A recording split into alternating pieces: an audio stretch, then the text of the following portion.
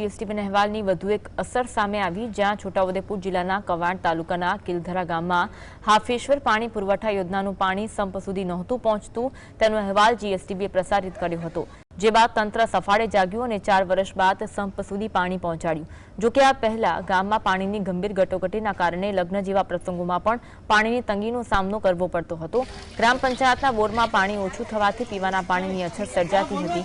એક યુવતીને લગ્નના શણગાર વચ્ચે હેન્ડપંપ પર પાણી ભરવા જવું પડ્યું હતું। જીએસટીવીએ આ મુદ્દો ઉઠાવી સમાચાર પ્રસારિત કરતા વહીવટીતંત્ર દોડતું થયું અને પાણી પુરવઠા વિભાગે તૂટેલી લાઇનનું સમારકામ કરી હાફેશ્વર યોજના હેઠળ ગામના સંપ સુધી પાણી પહોંચાડ્યું। આનાથી ગ્રામજનોને પીવાના પાણીની તંગીમાંથી રાહત મળી। પશુઓને પાણી માટે ભટકવું નહીં પડે અને નલ સે જલ યોજનામાં નળોમાં પણ પાણી આવશે। ગ્રામજનોએ જીએસટીવીનો આભાર માન્યો અને પાણી પહોંચવાની ખુશી વ્યક્ત કરી। કેલદરા ગામે જે પાણીની સમસ્યા હતી અને જીએસટીવીએ ન્યૂઝમાં બતાવ્યું, એની લીધે પાણીના તંત્ર દોડધામ થઈ ગયા છે અને પાણીની સમસ્યા થોડીક બી આગુ પાછું થાય એવું લાગે એટલે જીએસટીવી ન્યૂઝ દેખાડ્યું ને એના તંત્ર દોડતું થયું। એની માટે જીએસટીવીની અમે ખૂબ ખૂબ આભાર માનીએ છીએ।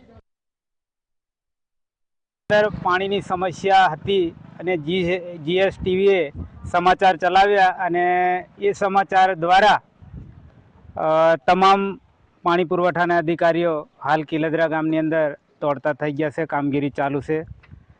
જે મોટી ટાંકી બની છે તેમાં પાણી પણ હાલ ભરાય છે, પણ લાઇનની અંદર પાણી હજી આવતું નથી, તેની કામગીરી ચાલુ।